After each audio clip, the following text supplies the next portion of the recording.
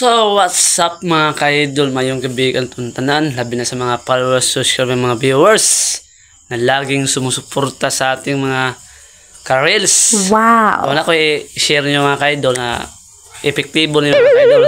Pangkontra sa ero ni mga ka-idol.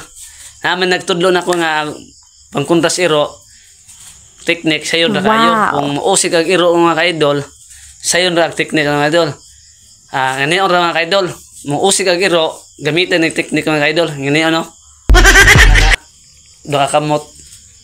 Ang iro na, mukuan ra mo, mausig ka, pero di na mo paak ni mo. Hindi na mo hamag ni mo, kay gamitan mo ni mong technique nga ni mga ka-idol. Oh. Ano ba? Technique mo, ni si technique mga ka-idol. Kag iro, di ka dool. Bisag imo ni nag iro. Ang iro, muhuno na siya. Di na ka dool ni mo. What?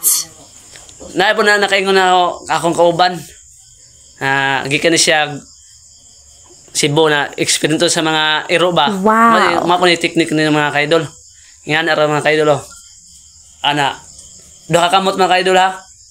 Ang kusara, ayala, bawal na. What? Duha. Epektibo na mga ka-idol basta duha. Wow. Ang iro na, musta, proso na. So, maruto ako i-share nyo mga ka-idol. So, thank you for watching mga ka-idol.